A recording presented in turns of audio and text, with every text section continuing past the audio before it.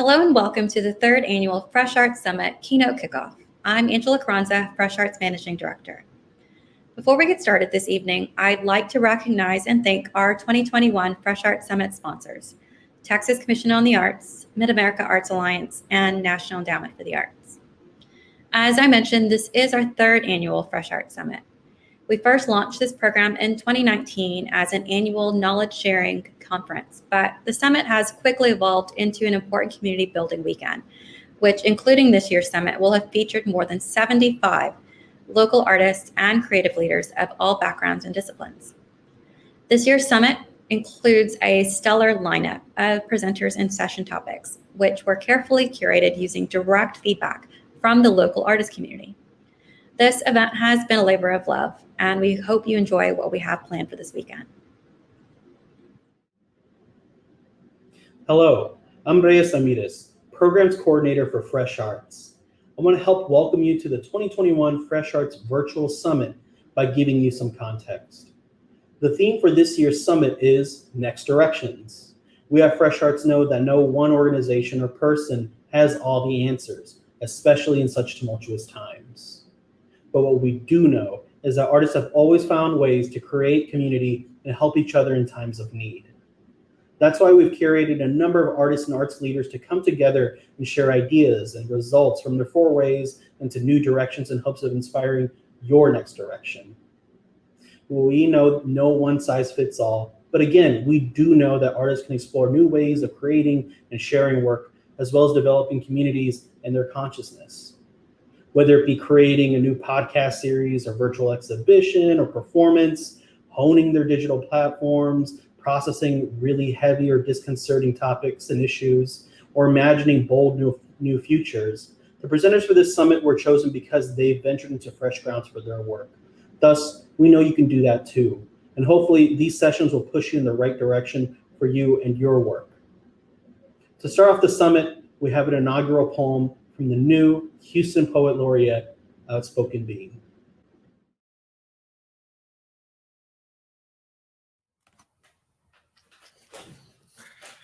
Person, people, we are the extraordinary, living along the ordinary, who believe that ties don't tie the same around the white collar or blue. My class is not your homeroom. I am a match. I burn at both ends. I just don't burn for you. We are regular people. All my hair is a number that carry 10 digits in my pockets. I was given a pair to stare and I wear them in my sockets. I am a person, not a people.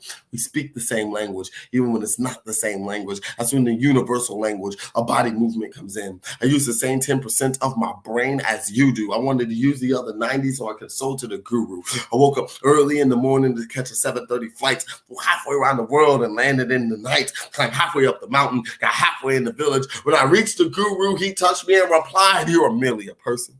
You may have been born on different days, but you created the same way, up the same basis, using the same clay. You are regular people. We are regular people. You are the starving child abandoned in Ethiopia. You are the rich kingdom holding a cornucopia. You are people." Well, excuse me, Mr. Shaman Man.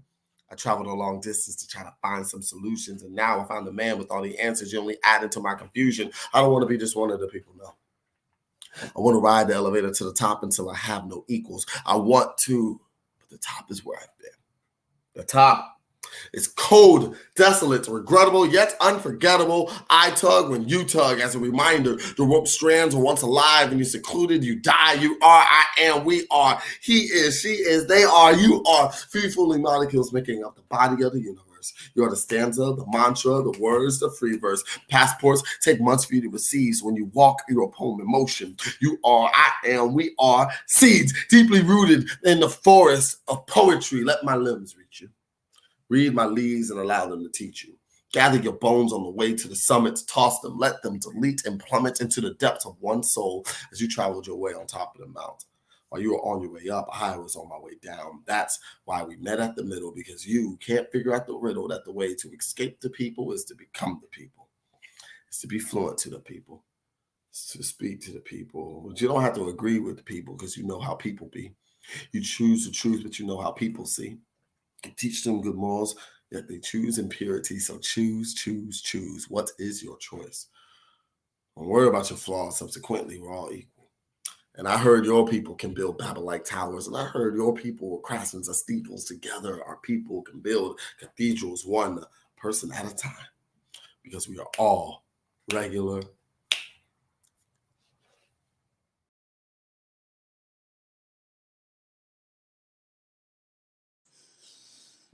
Hi, everyone. I first want to start by thanking Fresh Arts before I even get started and get into my introduction. Um, Fresh Arts has played such a pivotal role in just the growth of me as an artist, the growth of my business and my entrepreneurial journey, and yeah, just my personal growth. And the just the impact has been so tremendous, and I really love you all. I love you all so much, and I thank you for giving me an opportunity to share my story time and time again. So thank you, Fresh Arts. Okay, so now that we have that out of the way, my name is Carla Lyles. I am going to share with you all just a few slides and just my journey through the pandemic, and how it's led me to what I'm doing now post pandemic. So yeah, let's go ahead and get the slides going. And yes. Okay. I go crazy every time I see this picture. Like I said, my name is Carla Lyles. I am a mother to the most amazing little 6-year-old boy named Caleb. So mom is my job first. I'm a crafter. I'm a hand crafter. I love working with paper. I love handcrafting paper. And I have had a good time just really discovering all of the different ways that you can manipulate paper. Yeah, so yes, I'm a mom, I'm a crafter, I'm an entrepreneur. I am the owner of Carla Sue Greeting Cards and Gifts, a handcrafted greeting card company that encourages everyone to take up space and to really be unafraid of just speaking loudly about what you believe in, especially if it is funny. Yeah, this is my baby, my love child. I love it so much. About a year prior to starting Carla Sue, I fell into a very deep and scary depression. And it eventually led to me finding out that I have major depressive disorder, among some other disorders with a lot of letters.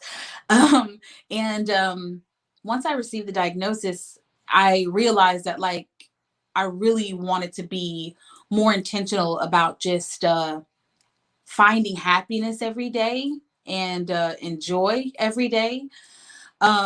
So I made a decision to just honor the artist that was deep down inside of me bursting to come out. Yeah, and I decided to leave the workforce at the ripe old age of 31 and follow my dream of being a working artist. So yeah, that was like 5 years ago. And now today, my cards are sold in stores nationwide. I've partnered with really dope brands like Pepsi and Vistaprint, and I've sold to celebrities. It's been a real wild ride, you know. It's been a hard ride. It's been very fun, but very, very hard. And last year, I really wasn't sure that I'd be able to make it through the pandemic. Just with COVID and the loss of jobs and the loss of lives, I really was searching to try to figure out like where was the need for what I was doing. Like who's really thinking about greeting cards and silly t-shirts right now. So I had to sit and really think about what was most important to me at that time. And so during a very tearful night of flipping through the channels and eating ice cream, uh, I stumbled upon the Home Shopping Network. And yeah, I was like, okay, this is what I want to do. There are two things. I want to educate myself. I knew I wanted to educate and learn more about art and more about business. And I knew that I wanted to be of service. So I got super inspired by the Home Shopping Network and decided to kind of like recreate my own version, which is way doper than the Home Shopping Network to me personally. And so yeah, the Carla Sue Network was born. I decided to talk to and connect with uh, musicians and creators and small business owners in the city and give them my platform and advertise their products and provide a space for them because it was a hard time for us all. So here is a picture of me advertising for Bella Pell Goods and her flawless face system. And man, I just had so much fun doing it and learning about all of the brands in the city and all of the movers and the shakers in the city and possible people that I could collaborate with. And I started getting really excited. So I wanted to add on top of this. And so I started every Sunday a interview style kind of like internet show called the Carla Sue Backyard Brunch. The Backyard Brunch is where, like I said, I interviewed creatives, and this is where the education part came in for me. This was my way to, of course, educate you all on the person that I was interviewing. But, I am a new artist. Like I said, I've only been doing this for 5 years now. I've only given myself permission to be a full-time creative and to dive into my medium for the past 7 years. So this was a way for me to connect and to learn. And yeah, it was a hit. It was such a big hit. Here's me interviewing Artist Inc. alumni, Fresh Arts.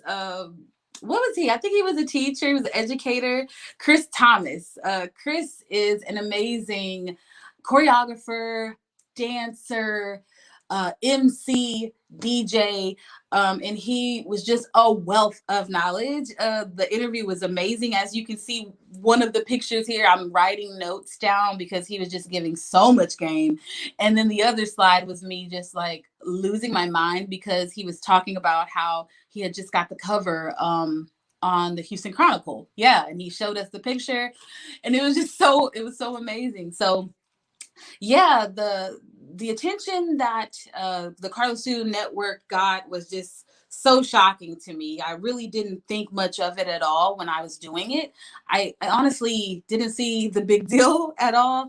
I just wanted to provide a safe space for people, for creatives, for small business owners, and just a place where people could decompress during just such a difficult time.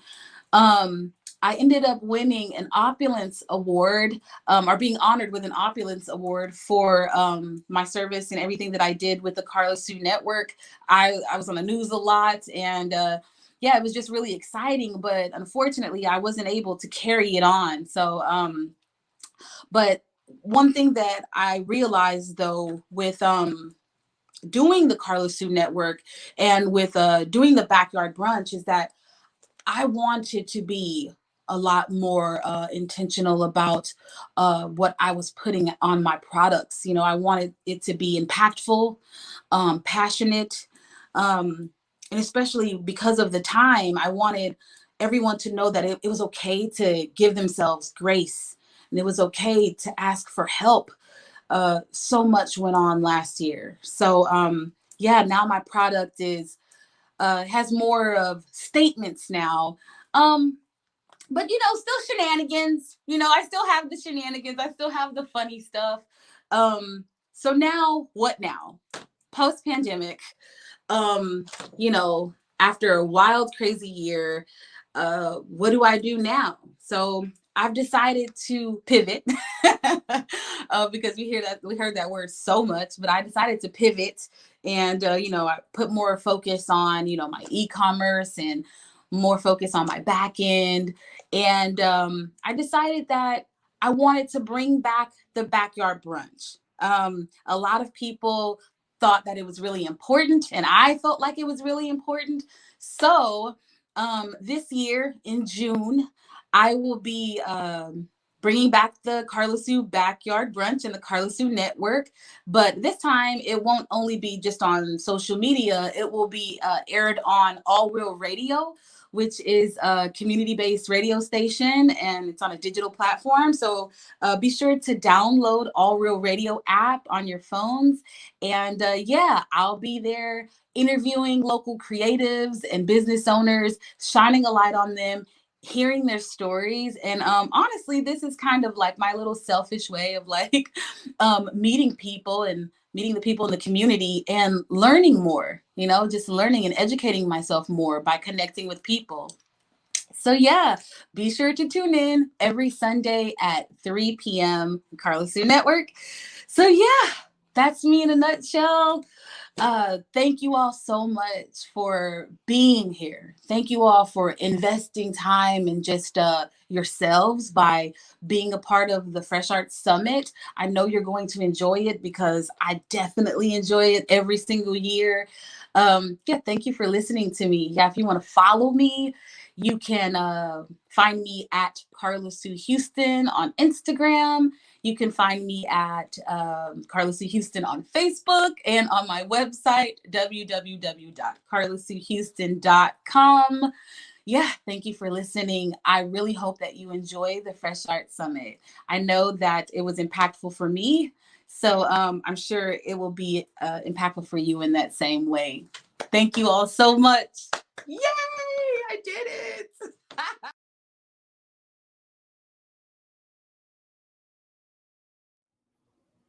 All right. Good evening, everyone. Good evening, attendees, presenters, everyone who's registered for the summit. Welcome. We hope the summit is really, really off to a great start that provides the great experience that we intended for you to have. And so tonight, part of our discussions to kick off this event is a session we called the Inner City Dialogues. And really, as Fresh Arts, we're primarily based out of Houston, Texas, but even we know in a city as big as Houston, we're not the only ones helping artists. And in a state as big as Texas, we know we're not the only ones that are thinking of ways to help artists and help them navigate what's going on in the world, not just during a pandemic, but it pretty much through a lot of things. And so we thought it'd be pertinent to bring on people who represent different organizations in different cities to continue this dialogue and to also connect cities. And maybe we can learn stuff from each other. We can see what other people are doing, and also just see what other artists are going through, so that we can kind of, again, maintain these connections and dialogues. And so up first, we have Emily Miller with Awesome Music Foundation, and we have Dennis Nance with Galveston Arts Center. How y'all doing? Doing good. Thanks for having us. Doing great. Thanks. Of course. So just real quick, just off the bat, just in case nobody, or not nobody, but like in case of some people don't know your organization, just give a quick introduction to yourself and your organization. So Emily, please. The Awesome Music Foundation. We were founded in 2002, and what we focus on is music business education for artists and emerging music professionals.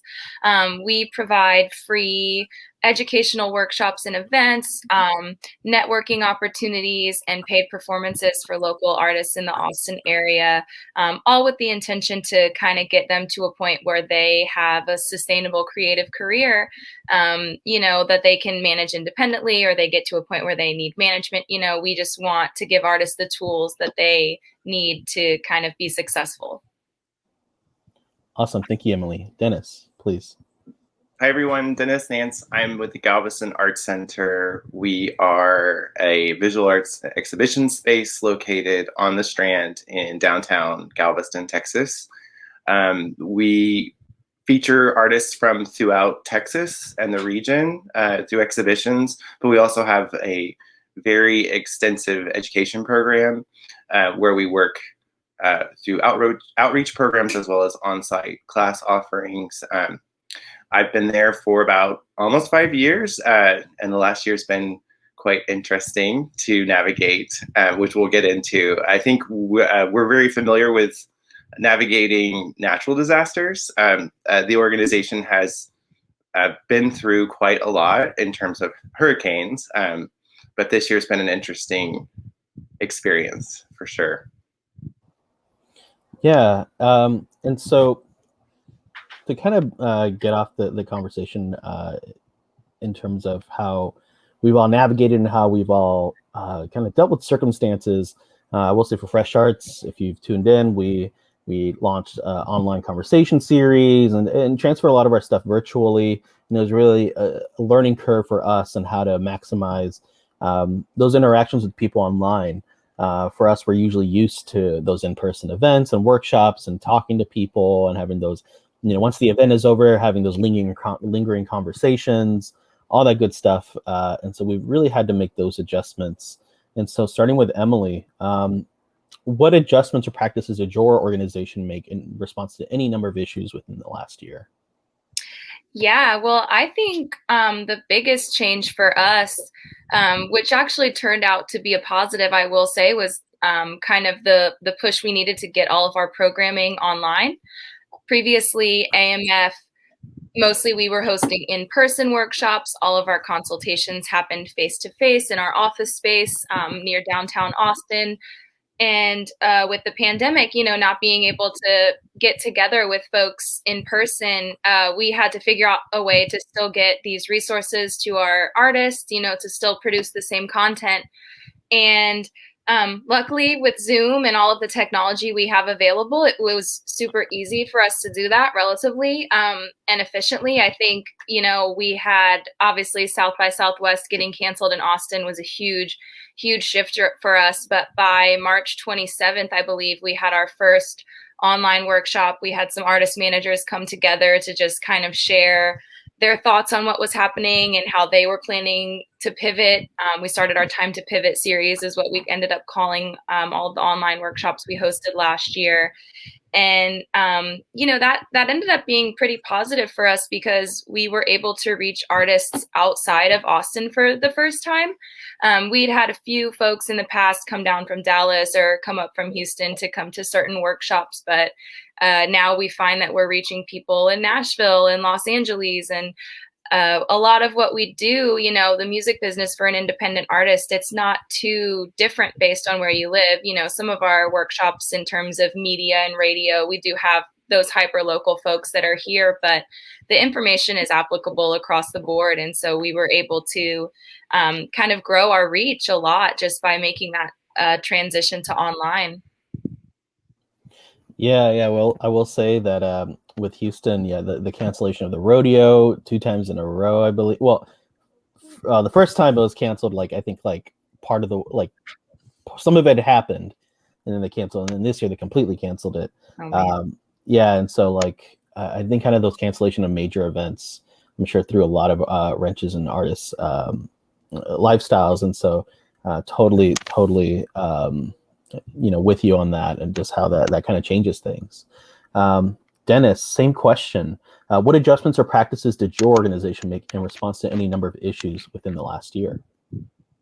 I think we, like most organizations, obviously out the best way to present programs online immediately, but we actually were only closed to the public for 1 month. So I feel on the exhibition side, we were kind of poised to handle it because starting in 2019, we actually we switched up our exhibition schedule. Prior to that, we were doing shows that were only for 5 weeks and realized, wait a second, we need to give more people time to see this if they can. And so having longer exhibition runs was nice because Galveston, if you saw in the news, was where people were coming to.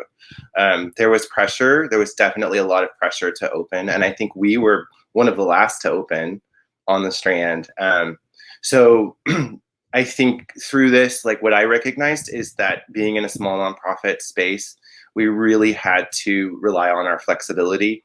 I think I redid the exhibition schedule about 3 times within that first month, moving people around, because not only were we dealing with the pandemic, we were also dealing with sort of this new dialogue that's emerged from social justice, racial issues, that was like, we need to be nimble enough to like pull these things into the conversation sooner and not wait like 2 years to start addressing them.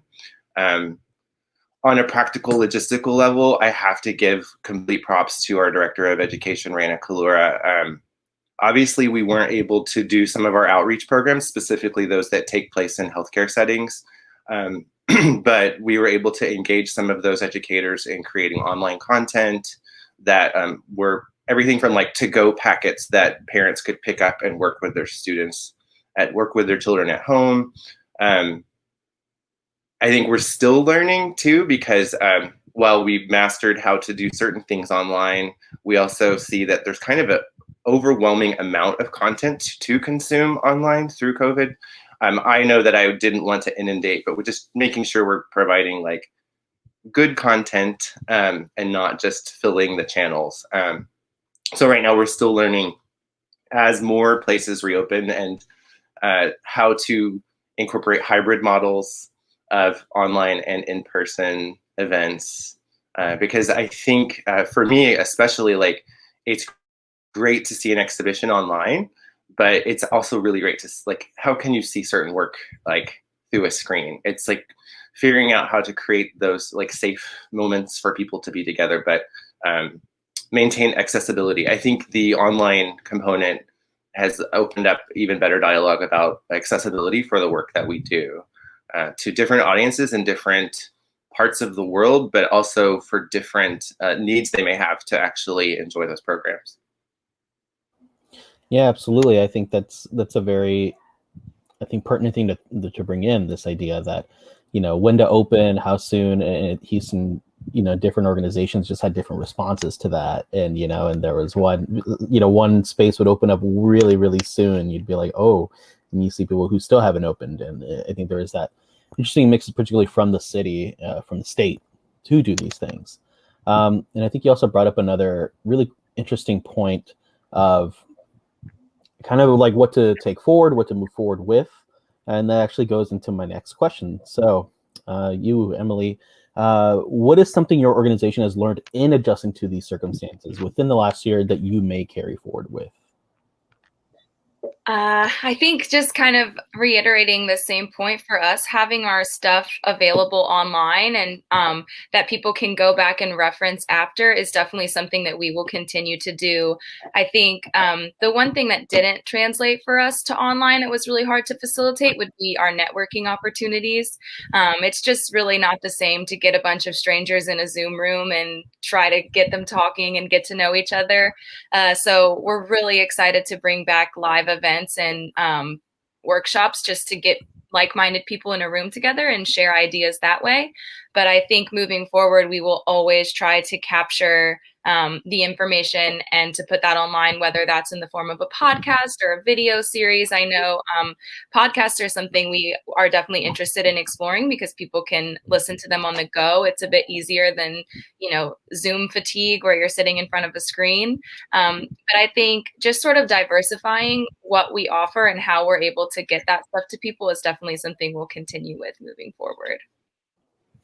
Yeah, which is interesting because that's something we've totally been dealing with is how do you create those interactions virtually in terms of like Zoom or usually if you're in the same space, even you can while there's even someone talking, you can have people talking in a corner, right? And in Zoom it's just like that's just not possible. There is kind of like those connections that are made in the corners of these rooms. And I think there's just kind of like, even the little things, I miss like those corners of those rooms to be like, hey, what's up, man? And all that stuff. And so I am excited as well to kind of get back to that kind of communal space sharing and all that good stuff.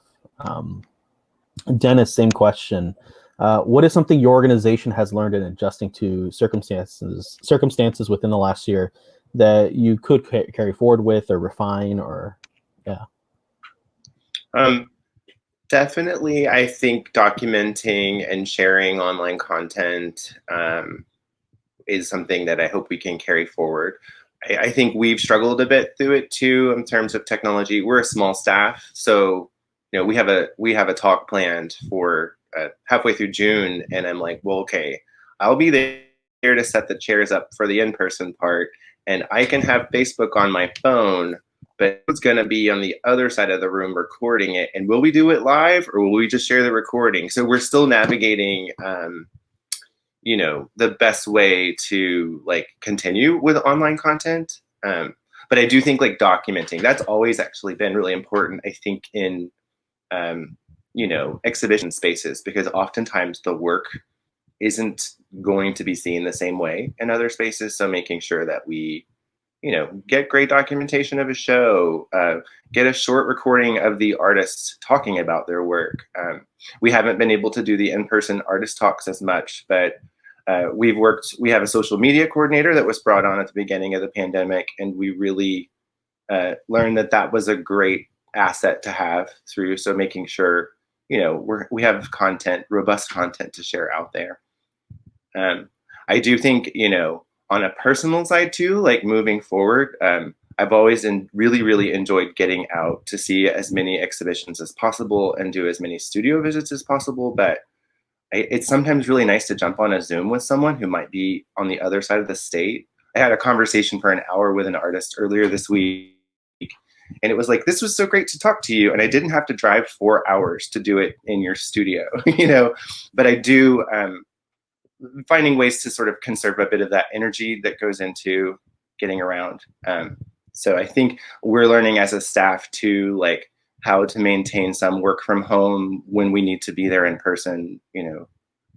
Even having a weekly staff meeting on Zoom is great because we can all check in, whereas we were not as great about doing that in person because people would be in different places. So certain internal practices, I think, I hope that we can carry forward. Yeah, definitely. I think with Fresh Arts, we did a podcast. We did kind of like a conversation series. And yeah, it's definitely like those things of when we first did them, it's like we didn't know how to maximize to get those things to people, because that's like a whole different industry. That's a whole different game of getting eyes and views on a video, as opposed to kind of what I'm traditionally used to, which is actually going into the field and outreach and flyers and emailing and letting people know about certain things, and you kind of quantified that by how many people showed up. But now it's this thing, this one video for some reason has 3,000 views and this other one only has 27. It's kind of how do you perfect those channels and methods? So I'm with you there. And even then, even if you watch content creators on YouTube, they'll have their own gimmicks and their own stuff to kind of play off of. But then for you, it's kind of because you're going for a lot of different audiences, particularly for Fresh Arts, we try to speak to musicians and painters and writers and all that good stuff. And it's kind of one method of presentation of information is probably not going to work right across the board. And so it's how do you even out and play out with all those variables. And so I guess that then goes into my next question, which is, Emily, what are other organizations or publications that you look at or refer to inform, what y'all did during the pandemic or what y'all going to move forward with? Well, we are pretty lucky in Austin that there are a ton of nonprofit and government support organizations for the music community. We've got a lot of grassroots organizations that are working together. We've got a lot of support, like I said, from the city of Austin. We have our music and entertainment division.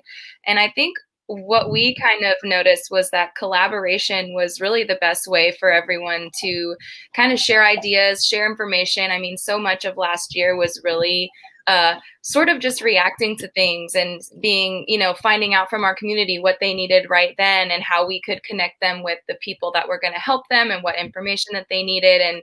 And so specifically, the Texas Music Office was really great about sharing grants and resources and things like that. We have the Red River Cultural District, which is a group of venues in downtown Austin who work together to worked with HEB actually to provide gift cards for artists who didn't have money for food and really kind of providing those basic needs for everyone. And working together to make sure that we're not duplicating efforts and everybody really has a role to play within the community. We've got the Health Alliance for Austin Musicians that has helping people get affordable health care. We've got SIMS, who's I know that their workload probably doubled or tripled, providing mental health services for musicians that were struggling in Austin last year. So yeah, collaboration was just the biggest thing we could do with everyone. And those are some of the key people that we were working with. That sounds awesome. I didn't know that. Yeah, that was I when I lived in Austin. Yeah, I was too entrenched in the literary scene to kind of see those gold mines. That's awesome. That's a lot of collaboration. I guess if I may ask a follow-up question, are any of those collaborations going to continue, or there was more conversations about those? Yeah, absolutely. I mean, we already worked pretty closely with all of these groups. And I think it'll absolutely continue and just continue to get stronger and closer. I think as we sort of define everybody's role within the community, AMF, we kind of like to look at ourselves as sort of the connector that is, you come to us with a question, we'll point you in the right direction, we'll connect you with somebody who can help. And that will definitely continue into the future. And we're excited. I think, everybody kind of forms a bond when you share a traumatic experience like what we all went through as a city and as a creative community. And so I think as tough as it was, we will come out stronger on the other side. Awesome. Thank you. Yeah. Houston, let's do that. Houston, come on, let's get our stuff together. Let's do that. But thank you, Emily. I think that's a really cool kind of model to present. Yeah. Dennis, same question. What are other organizations or publications or really anything that kind of you look at to inform your to inform the practice of Galveston Arts Center, or maybe something you want to refine? Yeah, sure. I was actually super impressed by what so many organizations did throughout the state. We're all on email lists where we get updates on what's opening and what's happening. And there were several people or several organizations I thought that really shined over the last year, where I really liked getting the newsletter from Ruby City in San Antonio. I don't know why, but it was the content they provided, it felt it was great. It was they were highlighting artists, they were offering activities, and it was overwhelming. So that was one example. But I know in my inbox, many organizations that are of similar size to the Galveston Arts Center, it was nice to see them sort of shine in the moment. And also I didn't necessarily feel the pressure to recreate what they're doing for our own organization. But I feel we all benefited from the level of sharing that just even was hitting our inbox.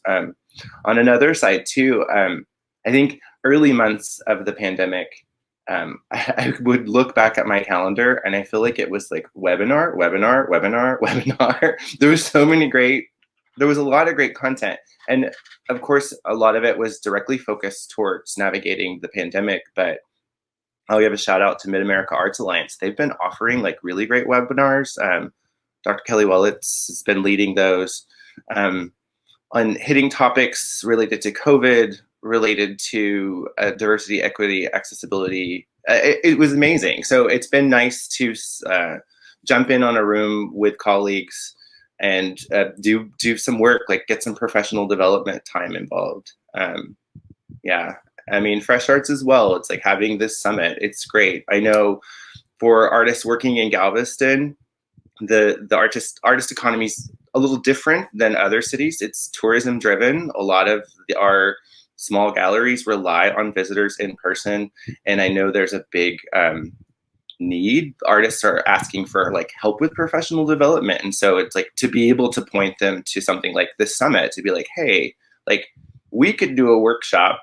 Reyes, you've actually done a workshop with us a couple of years ago on how to make an artist day, get your stuff together. But it's been really nice to rely on other organizations to like point them to say like, look, this organization's doing it really well, and it's online now. You can participate. So in a roundabout way, there's like a lot of touch points. Sadly, I wish we were in a place where we were like giving gift cards or working with partners like that. There's been great support I've seen in the Houston area. I mean, Galveston, is connected to Houston through our audience and visitors. But it was great to see sort of different resources popping up for artists that I could share with. Sometimes it was geographically based. I know Surf Plus, the Artist Safety Network, was great for like craft-based artists. They were offering grants and support. So if I knew an artist in our community that fit those criteria, I could be like, hey, apply for this, let me help you. It will help you pay your rent this month, Yeah. Thank you too. I mean, again, on the for viewers and for y'all, I mean, it's not lost on us that there are plenty of cities that are missing in this particular dialogue, whether it be San Antonio, Dallas, El Paso. And this is certainly something to be continued, and I think that's a really cool kind of thing that we can learn from each other. We're all kind of working in this one state. It's so vast and so huge, but here we are. We can be in the same room, and I think, a virtual room. But I think that's kind of the magic of it. And so you two, just before we go, just before we sign off, Emily, how can people find Austin Music Foundation? Everywhere on the internet. Our website is austinmusicfoundation.org. You can find us on Twitter. We're just Austin Music, Austin Music Foundation everywhere else. We've got a website with all of our past workshops and blog recaps that we've done. You can find all of our videos on our Facebook page. All the information you need should be easily accessible. And of course, if you have any questions, you can reach out to us. Our email address is info@austinmusicfoundation.org. Awesome. Thank you. Dennis, how can people find more about Galveston Arts Center? Visit us online, www.galvestonartscenter.org. There, we're connected through all the social platforms as well. I'd also encourage you all, if you are getting out and you need a vacation, it's like we are a tourist market. We're here to welcome you to Galveston. Please stop in. We're open Wednesday through Sunday, 12 to 5, free admission. And I don't know, I mean, I've not been going to many exhibitions, but it's never really crowded in our space. So even if you're reluctant, you're probably going to be one of like 2 or 3 people in the building at a time. Come to Galveston, visit us. We're at 2127 Strand in historic downtown Galveston. Awesome. Thank you, you two. Hope everything goes well with y'all and in your respective parts of Texas, and to many more conversations. See ya. Thanks for having us. Well, thanks again for joining us this evening. We hope you'll be sure to join us tomorrow morning for a full day of summit sessions. Yeah, and in fact, if you haven't registered yet, you still can. All the options are still available for the time being, and even if you can't make it tomorrow, you can still sign up and register to watch everything on the replay. So either way, you can still join us at whatever option you choose. Go to fresharts.org for more information.